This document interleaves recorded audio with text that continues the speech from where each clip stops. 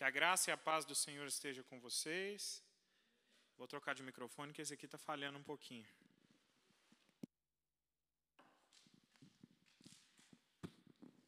Peter, coloca esse no centro para mim, por favor.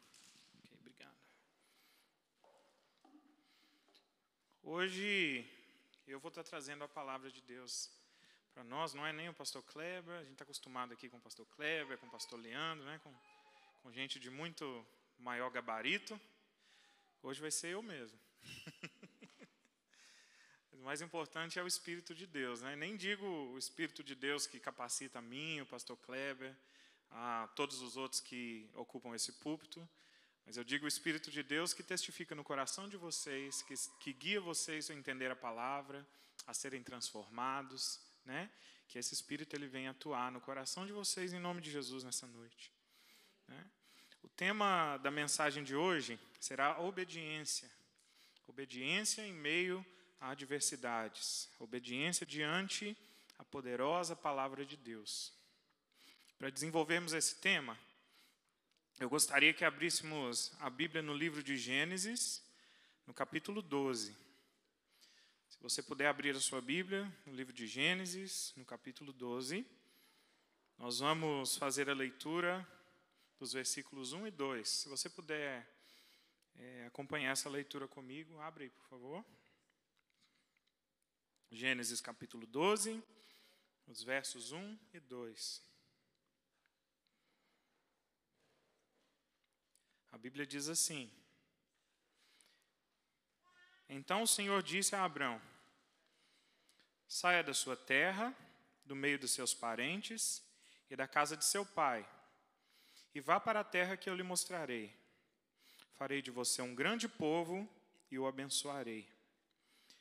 Eu queria também que você acompanhasse comigo a leitura de Gênesis no capítulo 13, no verso 16, onde Deus diz a Abrão: Tornarei sua descendência tão numerosa como o pó da terra.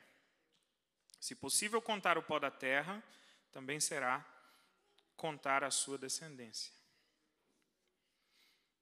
Oremos, feche os seus olhos. Deus, te louvamos, Pai, pela noite que o Senhor preparou. E te pedimos, Pai, que o Senhor venha testificar com a Tua palavra no nosso coração.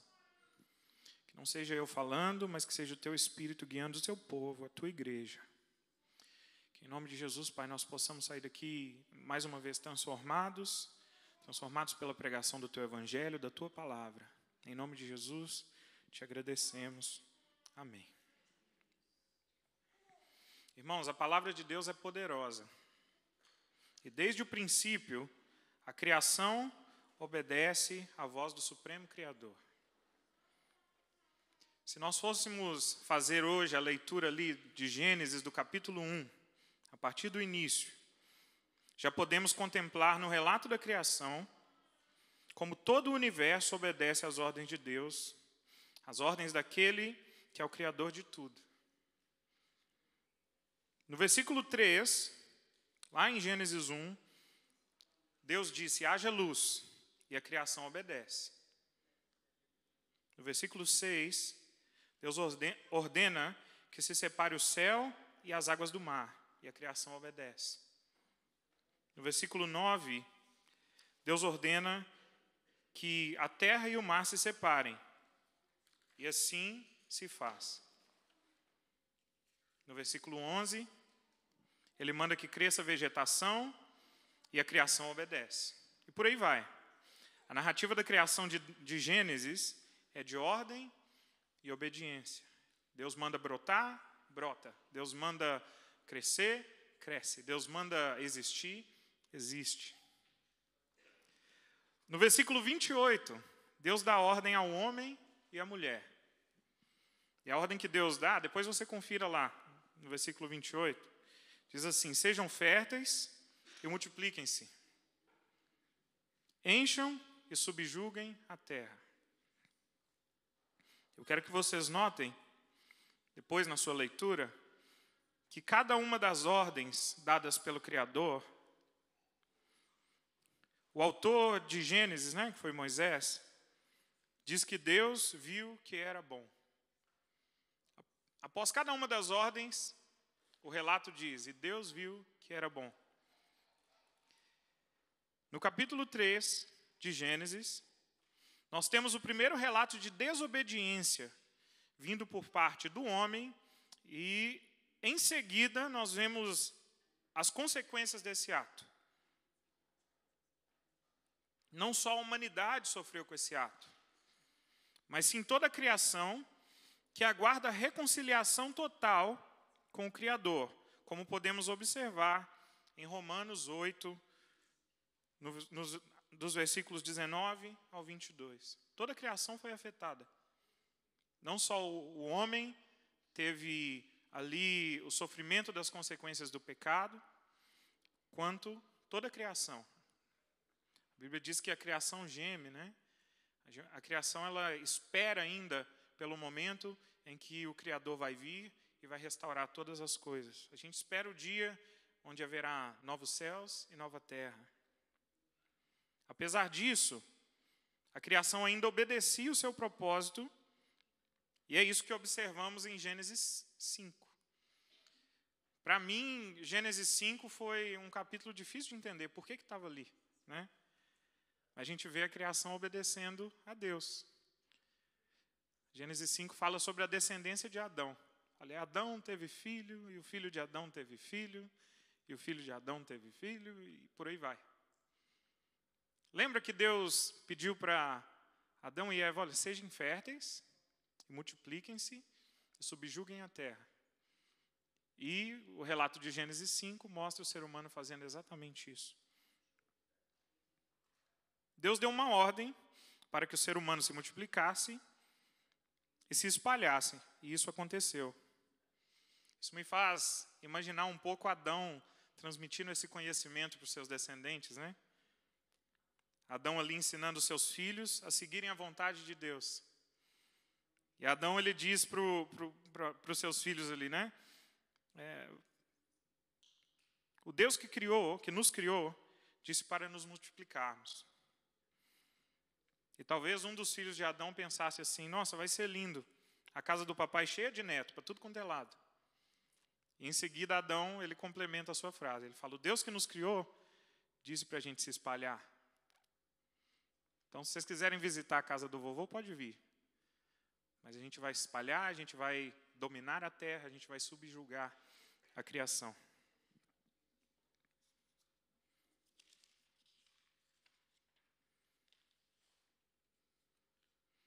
E assim todos aprendiam que era necessário obedecer a Deus. A Bíblia também conta que a desobediência, ela se espalhou pelo mundo, juntamente com a criação. E quis Deus que Noé, descendente de Adão, construísse uma arca. E Noé obedeceu. Mais uma vez, a criação obedece o Criador. Após o dilúvio, aqueles homens saem da arca, Noé e sua descendência, e Deus fala com eles novamente, os ordenando que multiplicassem e que se espalhassem. Isso pode ser verificado em Gênesis 9, no versículo 1, que diz: Deus abençoou Noé e seus filhos, dizendo-lhes: sejam férteis, multipliquem-se e encham a terra. Nós podemos mais uma vez observar a criação obedecendo ao Criador.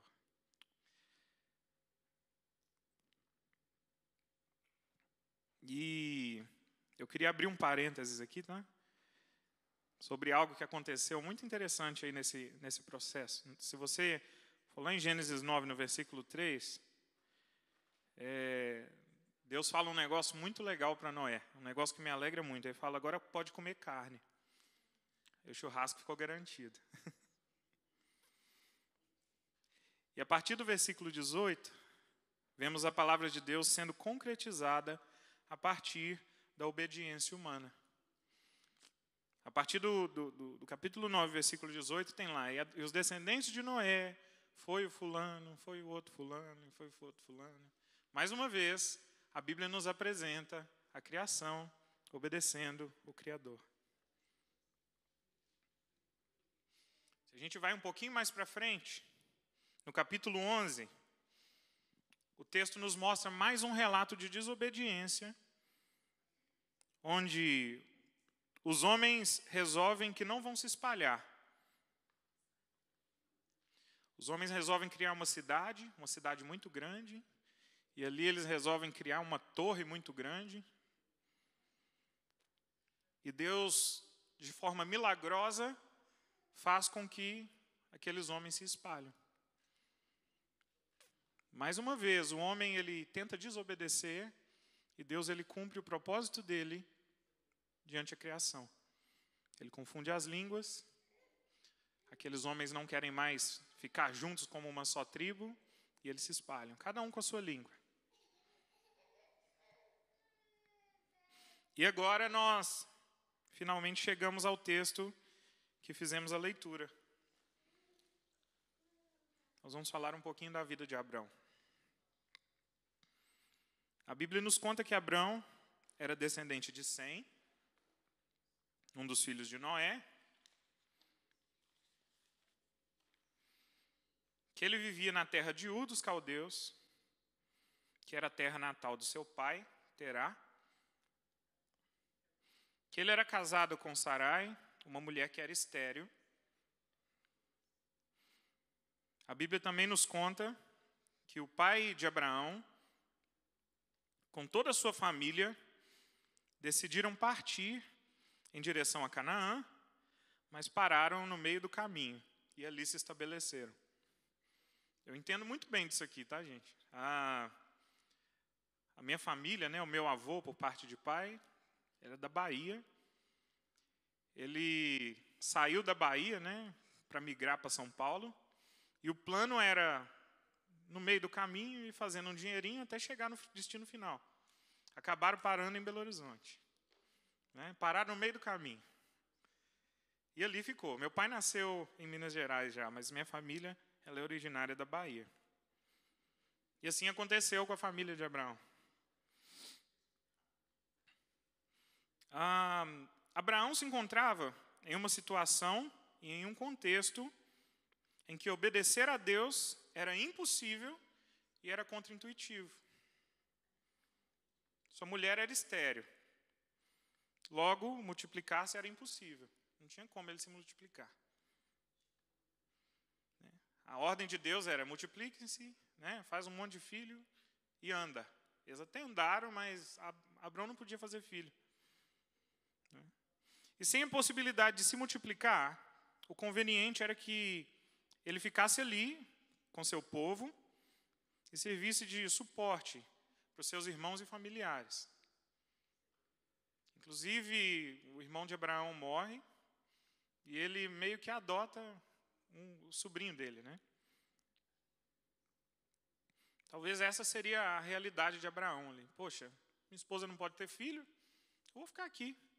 Estou perto dos meus parentes, estou perto de todo mundo que importa para mim.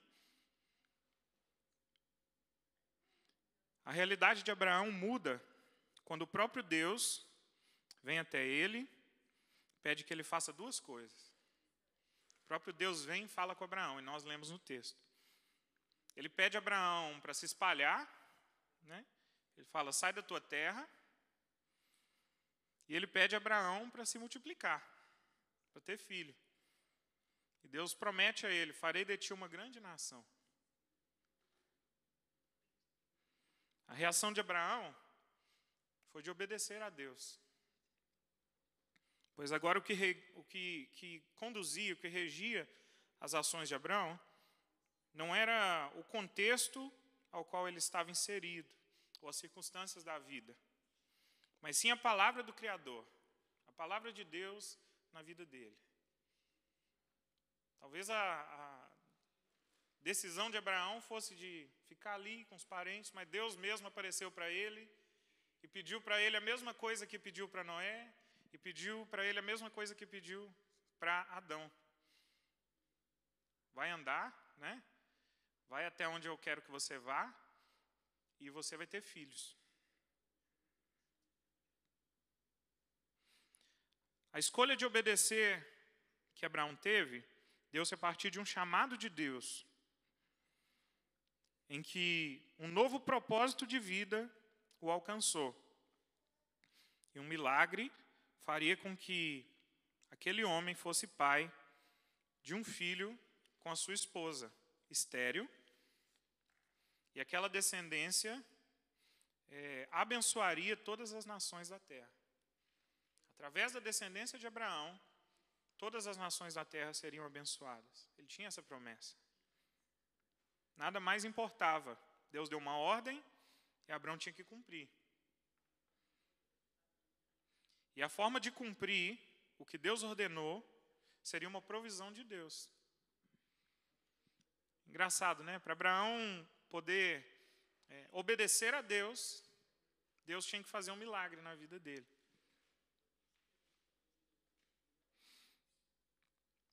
E foi assim que Deus fez. Abraão, ele teve um filho com a sua esposa, e desse filho surge a nação de Israel, e dessa nação surge o nosso Senhor Jesus Cristo, e através da vida do nosso Senhor Jesus Cristo, todas as nações da terra são abençoadas. Diferente do que Deus ordenou nos tempos de Abraão, obedecer a Deus para nós não é somente multiplicar e se espalhar. Abraão não tinha a Bíblia para ler, né? Ele não tinha o que Deus deixou para nós. Ele não tinha um livro sagrado com a vontade de Deus, com as ordens de Deus. Quem dera, né? Se ele tivesse um manual igual a gente tem. Seria mais fácil, talvez, para ele. Mas a regra era simples, né? Multiplica e anda.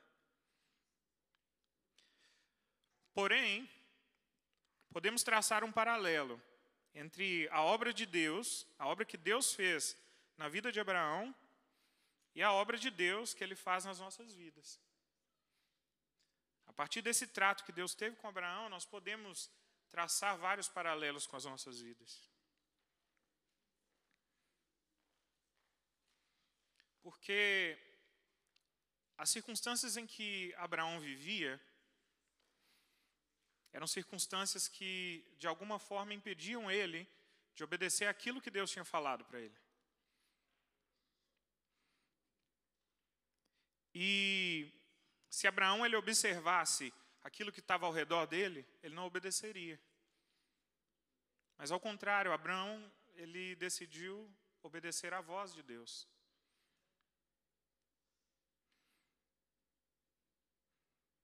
E se nós fôssemos observar o nosso contexto hoje, o mundo que nós vivemos, né, obedecer a Deus parece impossível e bastante contraintuitivo. Em alguns lugares, obedecer a Deus é até crime. Que Deus nos livre de chegar a esse ponto, né? Mas ainda assim, algumas das nossas atitudes podem ser socialmente reprimidas, socialmente repudiadas. Buscamos então, segundo o nosso próprio desejo, a forma mais cômoda e mais prazerosa de viver, por causa do nosso contexto, né? Às vezes, a nossa escolha de submeter-nos ao julgamento ético-moral que nos rodeia enquanto seres sociais, em busca de aceitação. Às vezes a nossa posição é essa. Até que Deus faz conosco aquilo que Ele fez com Abraão, né? Até que Deus, com sua suprema graça, nos alcança, e desse momento em diante, algo diferente passa a dar sentido na nossa vida.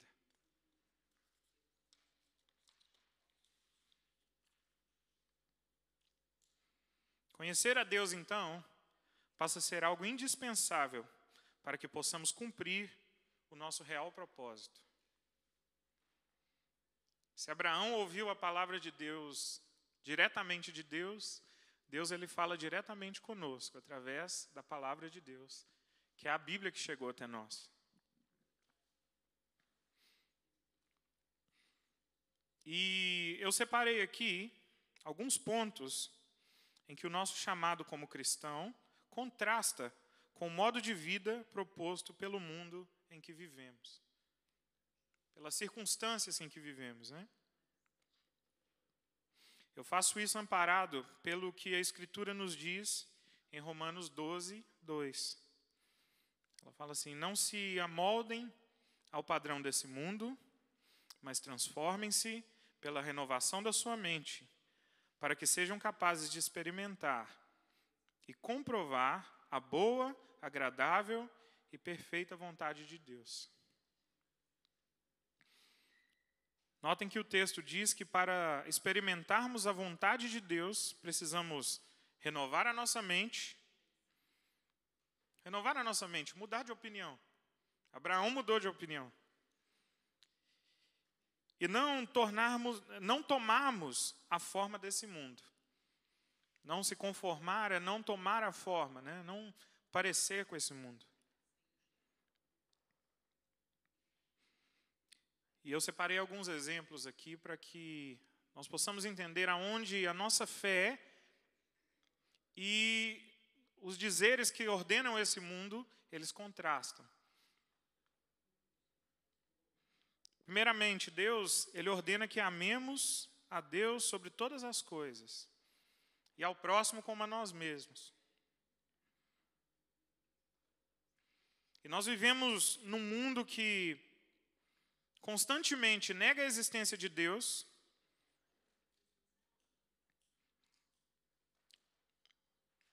e nos estimula a colocarmos o nosso interesse acima dos interesses dos outros.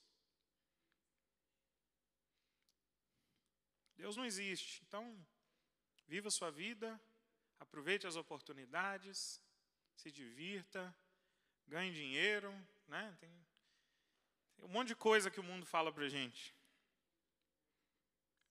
E o que a Bíblia nos coloca, e no caso aqui a Bíblia ela nos coloca todos nós no mesmo patamar, sem distinção étnica. Você não é superior aos outros. Então por que pensar em si mesmo primeiro? O mundo quer que enxergamos o outro como diferente. O mundo tenta separar a gente em grupinhos, né? Tenta nos colocar em caixinhas. E a ideia é colocar essas caixinhas para brigar. Para ver quem que é mais poderoso que o outro, né? O mundo quer que nos enxerguemos uns aos outros como diferentes, nos dividindo em castas, onde precisamos pagar um pedágio moral às castas culturalmente superiores, definidas por critérios extremamente subjetivos. Hoje em dia,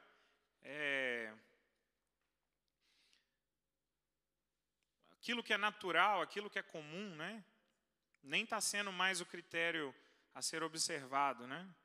Hoje em dia tem ideias que nos definem, às vezes, de uma forma muito deturpada. E a sociedade ela tenta impor isso para nos dividir e para nos fazer parecer diferentes uns dos outros.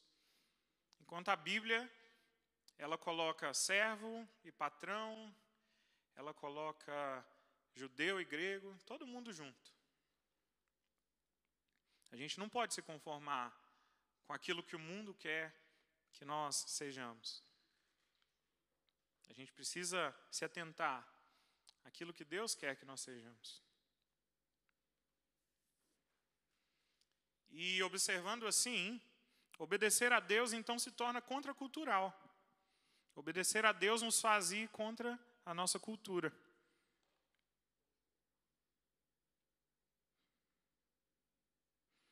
O problema é que, quando não estamos em Deus, parece que o arranjo social que vivemos, nós fazemos coisas que desagradam a Deus e ainda assim sentimos como se estivéssemos fazendo a coisa certa a se fazer. E foi assim com Abrão antes dele encontrar Deus e antes de Deus dar a ele um chamado. Ele tentou dar um sentido para a vida dele. Eu não posso ser pai, eu não posso multiplicar, eu vou ficar aqui com a minha família, eu vou dar um apoio para eles.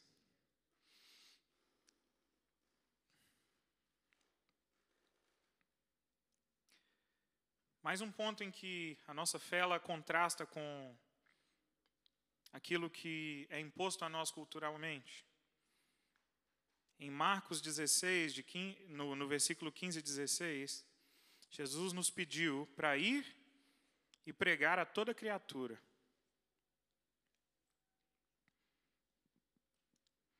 E em Mateus 28, no versículo 19 e 20, Jesus nos comissiona a ir, fazer discípulos em todas as nações, ensinando-os a guardar tudo aquilo que Ele ordenou. O mundo que vivemos, porém, vê a pregação do Evangelho como uma forma de opressão cultural. Opressão à cultura e à religião alheia. E somos ensinados a respeitar e tolerar todas as formas de manifestação de fé. Palavras bonitas, né?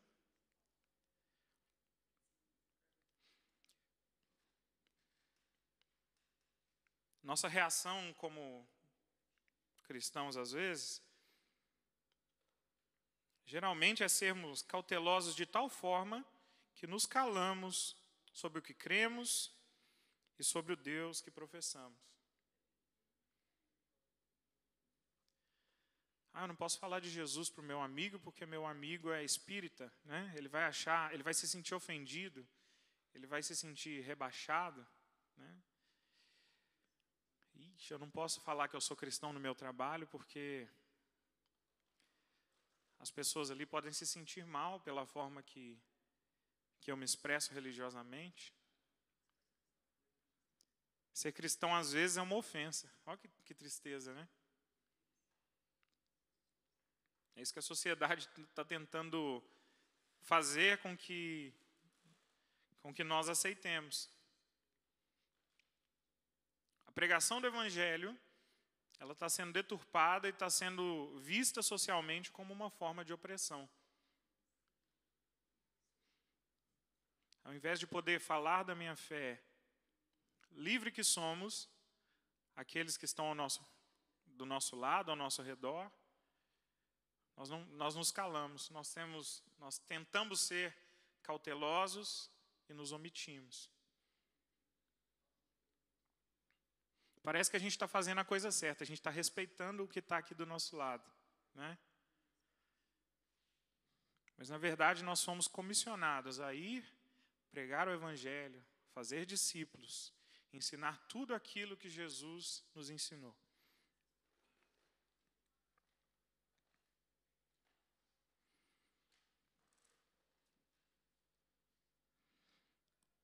Mais um ponto que, às vezes, nos atinge, né? Em Hebreus, no capítulo 10, no versículo 25, a Bíblia nos pede para não deixarmos de nos reunir como igreja.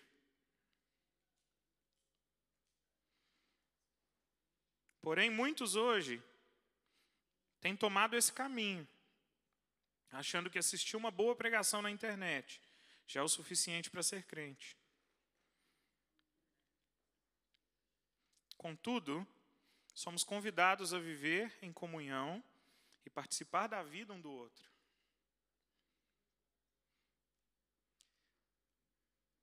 Deus, Ele nos deu Jesus como um presente, né?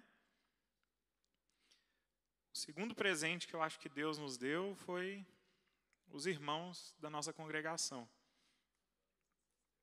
Pessoas para nos abençoar. Pessoas para se intrometer na nossa vida. Pessoa para puxar a nossa orelha. Para nos ajudar, para nos dar conselho.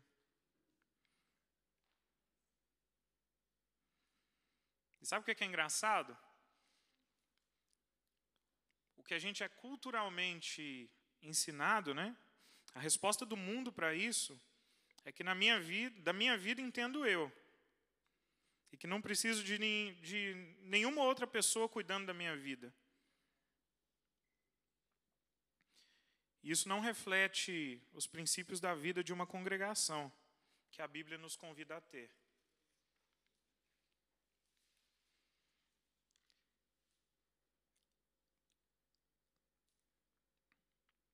É incrível, né? Como Uma sementinha do mal, às vezes, pode nos fazer agir e ir contra a vontade de Deus. Ser crente não é simplesmente vir à igreja, mas sim participar da vida dos irmãos. Não estou falando de fofoca, não estou falando de boato, nada desse tipo. Mas se Deus ele te chamou para ser uma bênção na pessoa que está aí com você hoje, assistindo esse culto. Deus ele nos chamou para sermos íntimos uns dos outros, bater um papo, conversar, saber um da vida dos outros e poder contribuir para o crescimento espiritual uns dos outros. O tema da nossa igreja nesse ano é não nos envergonharmos do Evangelho, né? Nós não podemos olhar para esse tipo de comportamento e achar que isso é um excludente, né? Isso aqui eu não preciso fazer, não. Porque isso é viver em igreja. Vão ter aspectos da sua vida, da minha vida, que eu vou ter vergonha. Mas estamos aqui para crescermos e para ajudarmos cada um a superar esses aspectos.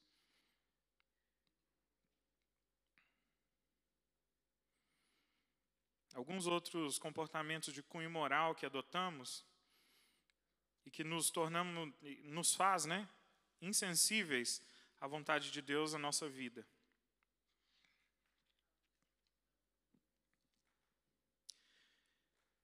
Gente, é triste demais saber que casais cristãos recorrem ao divórcio com tanta facilidade e naturalidade, por causa de outros valores e doutrinas mundanas nos influenciando.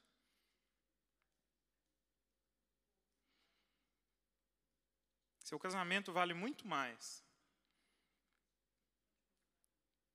Foi algo bem quisto por Deus. E precisamos lutar para manter os nossos votos matrimoniais. Mesmo que para isso ainda precisamos abrir mão de alguns outros aspectos da vida, né? Eu não estou aqui de forma generalista condenando ao inferno todas as pessoas que tiveram que recorrer ao divórcio. Eu já presenciei muitas situações em que essa era a única alternativa.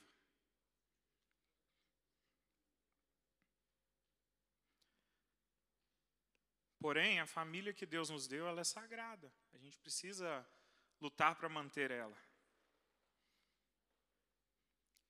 E só porque esse é um aspecto legal que não é condenável, não quer dizer que está tudo bem a gente fazer. Que Deus ele nos ajude a nos mantermos de pé.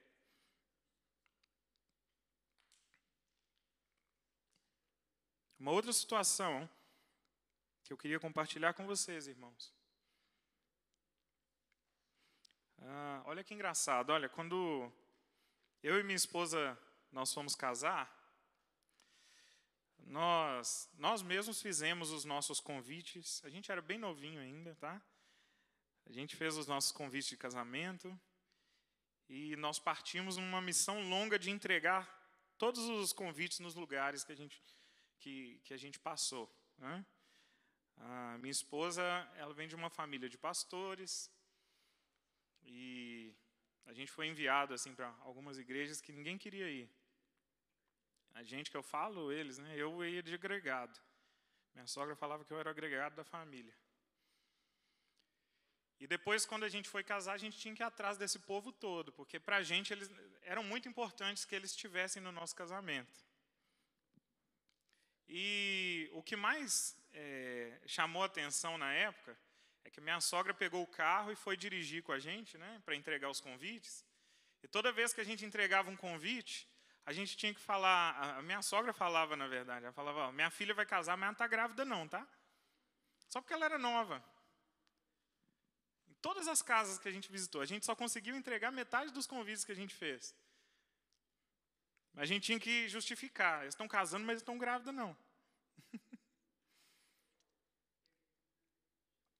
Sabe por que isso aconteceu, gente? Porque socialmente estamos sendo condicionados a colocarmos como última a ideia de formarmos família, de tal forma que era estranho um casal de jovens estarem casando.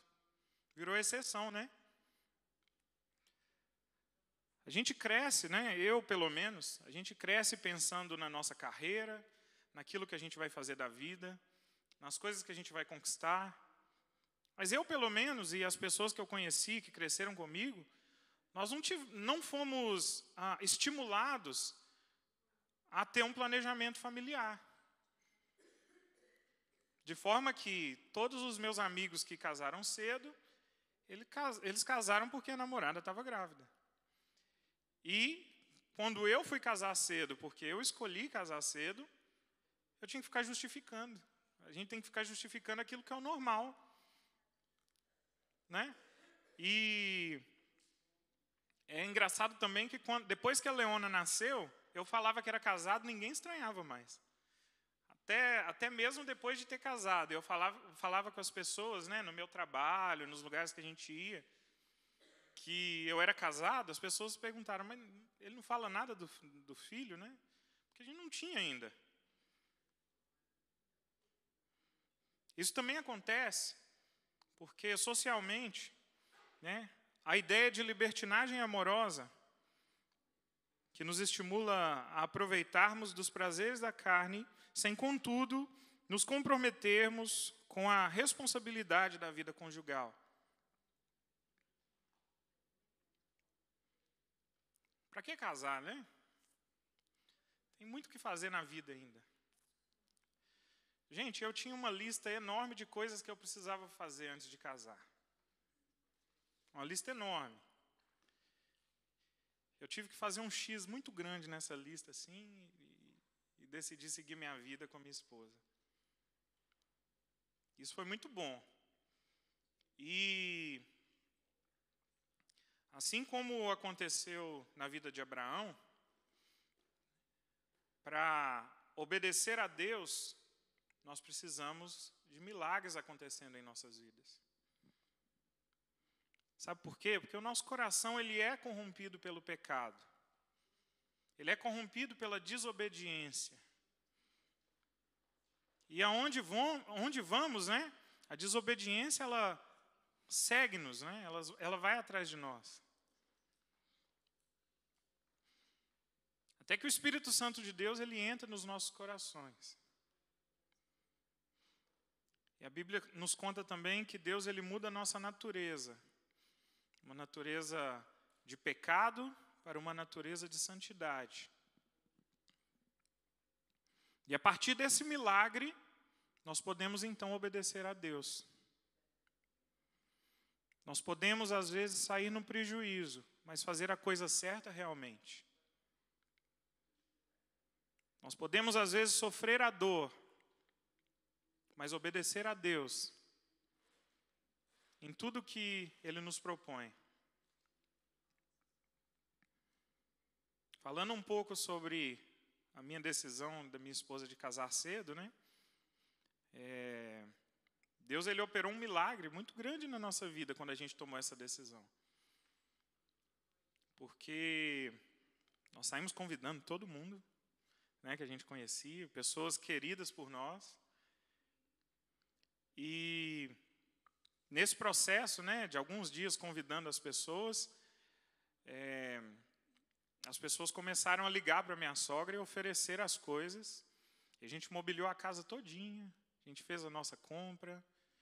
Eu não estava nem trabalhando ainda. Eu lembro que durante o período que a gente ficou noivo, eu fazia um trabalho temporário. E o meu primeiro dia de trabalho foi um dia depois da gente ter casado. Eu casei na sexta-feira, meu primeiro dia de trabalho foi no sábado. Eu não tinha trabalho, não tinha nada. Deus providenciou tudo. E às vezes a gente coloca na fila, né, um monte de coisa para a gente fazer antes de casar, né? Pô, eu preciso terminar a faculdade, eu preciso trabalhar, ganhar dinheiro, eu preciso comprar uma casa, Eu não estou prometendo que Deus ele vai, num piscar de olhos aí, fazer tudo aparecer na sua vida. Mas eu estou compartilhando com vocês o que Deus fez na minha. Quando eu tomei essa decisão, a decisão de obedecer a Deus, a decisão de começar a minha família. Isso vai um pouco contra aquilo que o mundo ele nos mostra. Mas nós precisamos ver que quando a voz de Deus ela vem até nós como servos, nós precisamos obedecer.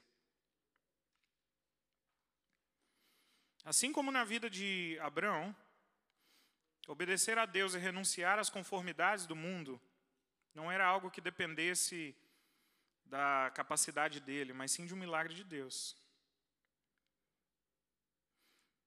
A gente pode até tentar tomar atalhos e pegar as rédeas da situação, como Abraão mesmo fez.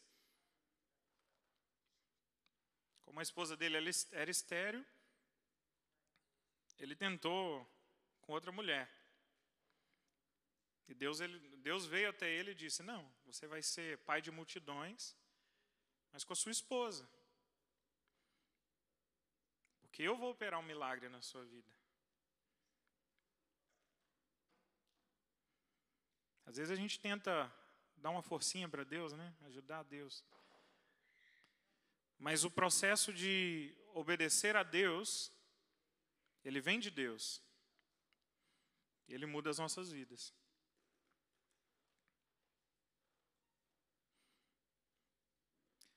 Para vivermos uma vida santa, em obediência a Deus e livre do pecado,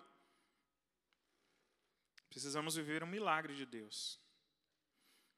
Isso se dá pelo mover do Espírito Santo que atua em nós. Eu poderia aqui citar mais várias dúzias de coisas que a palavra de Deus ela nos faz seguir. Ela nos diz a seguir, né? E que o mundo ele diz o contrário. Mas é muito mais interessante se você abrir sua Bíblia e ler todo dia, né? E através disso Deus ele vai mudando o nosso rumo. Deus ele vai falando conosco, igual ele falou com Abraão. Faz isso. Viva a partir disso. Tome essa decisão e não aquela.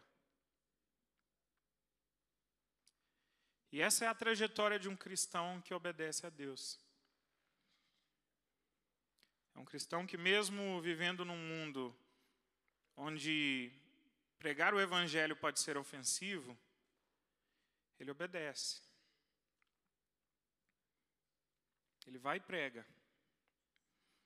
É um cristão que, mesmo vivendo uma vida em que a sua própria vontade, vivendo num mundo, né, que nos ensina que a nossa própria vontade ela é prioridade, ele olha para o outro. Ele se intromete na vida do irmão. Ele vive em igreja. Ele aceita que a igreja participe da vida dele.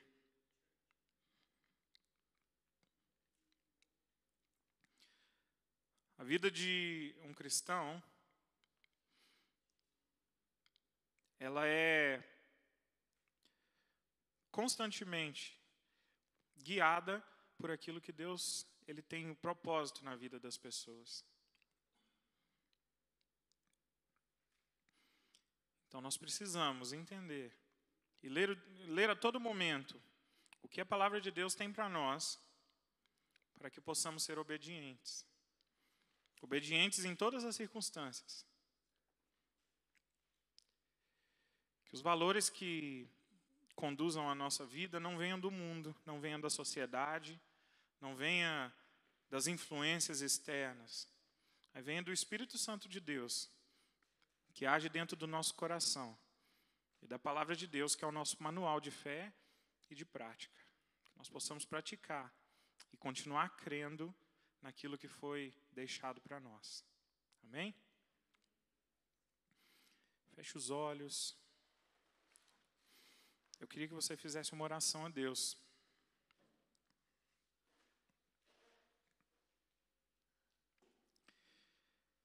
Se existe algo hoje na sua vida que você não consegue obedecer a Deus, ou que te impede de alguma forma de viver o propósito de Deus para a sua vida, eu queria que você fizesse uma oração agora, pedindo para que Deus te dê força e opere um milagre para que você possa obedecê-lo.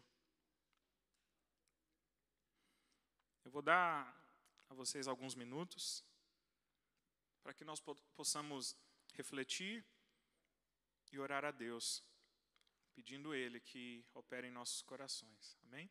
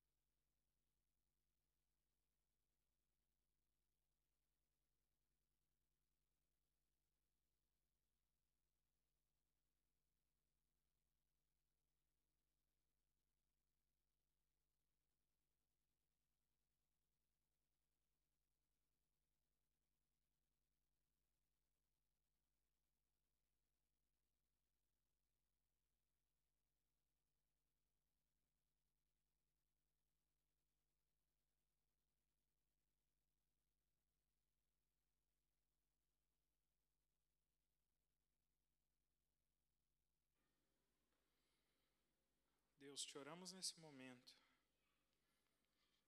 Te pedimos, Pai. Nos ajude a te obedecer. Nos ajude a cumprir o teu propósito. Nos ajude, Pai, a sermos conduzidos por ti. Nos ajude, Pai, a entender a tua vontade nas nossas vidas. Nos ajude, Pai, a sermos sensíveis à tua voz.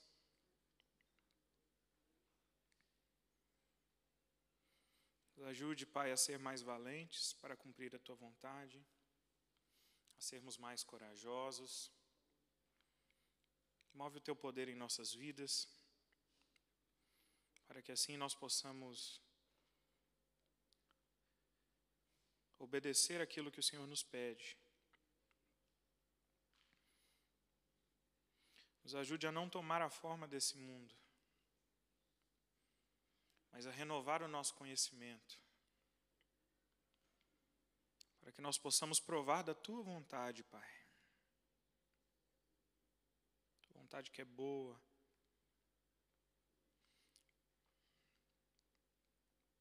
Nos ajude, Pai. Ainda, Pai, que não consigamos entender como te obedecer, opera um milagre em nós. Ainda que não consigamos entender, meu Deus, a força do Senhor que move dentro de nós, opera um milagre em nós.